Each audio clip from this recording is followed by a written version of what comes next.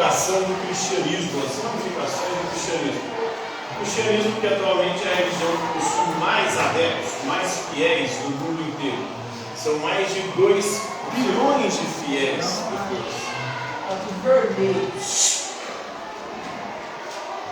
Então, é a maior religião do planeta. Os cristãos se destacam porque acreditam que Jesus Cristo é o Filho de Deus que se encarnou para a salvação da humanidade, para que através do seu sacrifício na cruz Ele pudesse nos libertar dos nossos pecados, principalmente o pecado original lá com Adão e Eva, lá no início do livro de Gênesis.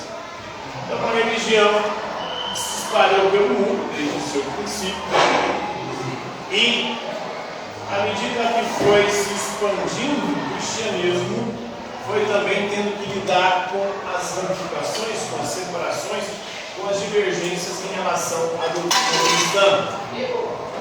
E disso foram surgindo diversas igrejas diferentes. No primeiro momento, o cristianismo se dividiu em algumas regiões, por conta de algumas doutrinas consideradas por alguns grupos como heréticas, como heresia, que divergiam da reta doutrina, da ortodoxia, da verdadeira fé. O primeiro grande cisma dentro do cristianismo aconteceu em 1954, quando separou-se a igreja cristã ocidental, a católica, com a igreja oriental, ortodoxa. E depois, em 1517, nós temos o início da reforma protestante, com Martinho Lutero, depois João Calvino, João Hus. E com essas divisões, o cristianismo hoje conta com mais de 100 mil denominações cristãs diferentes.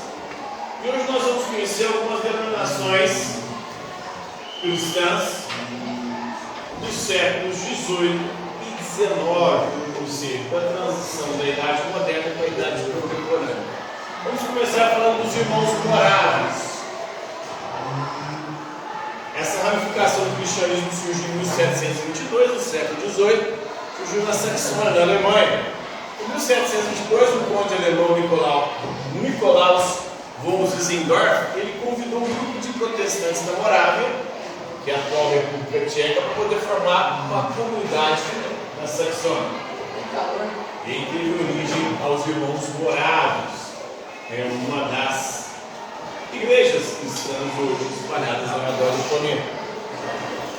Outra muito famosa, inclusive aqui no Brasil, até como escolas, é o metodismo. O metodismo foi criado entre as décadas de 1720 e 1730, no século XVIII, na Inglaterra, por John Wesley. São as igrejas wesleyanas. Inclusive tem muitas escolas também particulares aí, onde a doutrina de John Wesley, os ensinamentos de John Wesley são propagados no metodismo. Eles estavam preocupados mais com o método baseado na Bíblia. O metodismo vem de método, que em inglês significa o caminho. Então, o caminho para John Wesley, certo, correto, que o cristão deve viver, está exclusivamente centrado na Bíblia.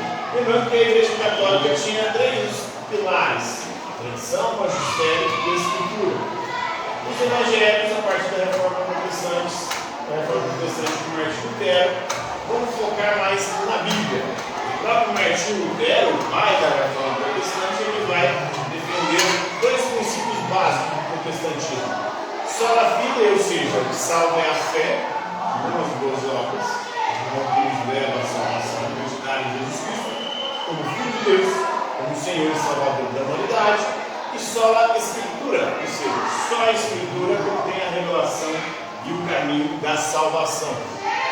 Nós temos os Shakers, que surgiram em 1751, também no século XVIII na Grã-Bretanha. O nome Shakers vem de sacudidores, que refere-se à experiência vivida pelos membros da religião quando eles se encontram em um estado de êxtase religioso. Então eles fazem rituais dos Shakers, onde eles ficam sacudindo, Tem ali um estado de transe provocado pelos rituais. Inclusive a fundadora dos Shakers, ela dizia ser a versão feminina de Jesus Cristo. Jesus seria a versão masculina do Filho de Deus, ela seria a versão feminina, a filha de Deus, seria ali uma figura que teria, inclusive, características similares à do próprio Cristo, de também provocar ou produzir a salvação para a humanidade, os cheios. Né? Nós temos o unitarismo, a igreja unitária, ela foi fundada em 1774 na Inglaterra. Os unitaristas acreditam no único Deus. Então eles divergem quanto à questão da Santíssima Trindade. A maior parte dos cristãos acreditam que Deus é um só em três pessoas: Pai, Filho e Espírito Santo. É o mistério da Santíssima Trindade. Um só Deus que se manifesta em três pessoas. Já para os unitaristas, Jesus não é Deus. Jesus é o Filho de Deus, mas não é Deus. Só um Deus, que é o Deus Pai Criador. Jesus seria o Filho de Deus, mas não o próprio Deus encarnado, como acreditam muitos cristãos. Ela não faz parte dessa dificuldade, a verdade não é a Trindade, só um Deus que é o Deus Pai Criador. Eles buscam a verdade com base na experiência humana, não na doutrina religiosa. Então, não são muito apegados a doutrinas dogmas, como outras vertentes cristãs, especialmente as católicas. Nós temos o mormonismo, os mormons, que também são muito famosos, tem muitos missionários, inclusive aqui no Brasil. Surgiu em 1830, já no século XIX, em Nova York, nos Estados Unidos da América. A Igreja de Jesus Cristo dos Santos dos Últimos Dias, ela foi fundada pelo norte-americano Joseph Smith. Ele afirmou ter sido conduzido por um anjo, um conjunto de placas douradas com a palavra de Deus. Inclusive, aí ele vai produzir uma nova revelação que vem complementar a revelação da Bíblia. E aí tem o livro sagrado dos Mormons, que seria uma revelação aí complementar.